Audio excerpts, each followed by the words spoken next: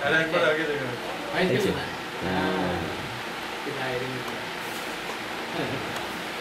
अच्छा what was the time of the discourse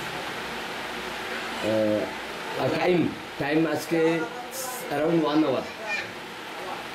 আমি দু পার্টে করেছি 30 মিনিটস করে দু পার্টে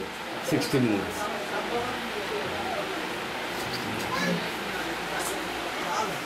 মানে এক পার্টে এক ঘন্টা করলে হয় না অ্যাকচুয়ালি 30 মিনিটস করলে ভালো হয় ওই জন্য 60 মিনিটস খুব মানে সুন্দর হয়েছে আপনি পুরো কবে আসলেন আপনি ওখানে আমি আজকে সন্ধ্যে যাব আচ্ছা বোলপুরে থাকি সন্ধ্যা জ্ঞানানন্দ আশ্রমে আছে আজকে আসবে না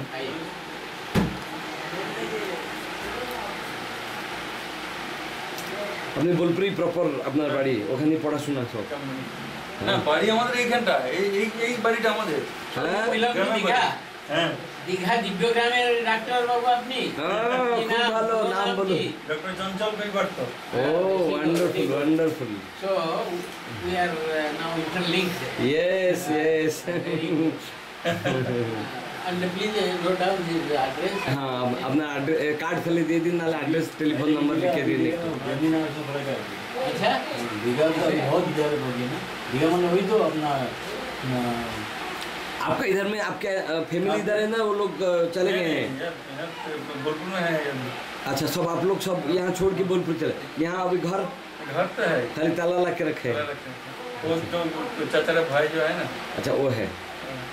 अच्छा दीघा मैंने जनवरी में जो हम लोग ये मना नहीं वो दीघा अलग है एक ग्राम दिखा है हाँ ये और एक तो दीघा ग्राम अच्छा वो दीघा मैं सोच रहा वो देखा मिदनापुर दिखा दीघा था आप अभी बोलपुर में कितना साल से प्रैक्टिस कर रहे हैं 13 साल 13 साल हो गया प्रैक्टिस हाँ। बोलपुर में 13 साल মাস্টার ডাক্তার বসুন আমরা না ওনার হিস্ট্রি নিচ্ছে ও কবে থেকে বোলপুরে চলে গেছেন কে কে ইনি 13 সাল ওনার সম্বন্ধে একটু বলুন ও এ সম্বন্ধে হ্যাঁ ও তো যখন ছোট আর কি মানে ওর জন্ম দেখলাম এই গ্রামে হুম ওর লেখাপড়া শিখতে দেখলাম হ্যাঁ ও ডাক্তারি পাস হলো দেখলাম কোথায় কোন মেডিকেল করতে আমার জেবি রায় জেবি রাতে আচ্ছা আচ্ছা তারপরে আবার এখানে মাস্টারি অ্যাপয়েন্টমেন্ট দেখলাম হ্যাঁ মাস্টারি হ্যাঁ মাস্টার করছিলেন কেন করে তো হ্যাঁ ডাক্তার কাম টিচার আচ্ছা আচ্ছা আপনারও শরীরের জন্মস্থান এই গ্রামে হ্যাঁ এখানেই আমার জন্মস্থান তাই নাকি ঠাকুরবাড়িতে তাহলে দিব্যগ্রাম হয়ে আছে অনেক দিন আগে থেকে ওটা দিব্যগ্রাম। reveal হলো এখন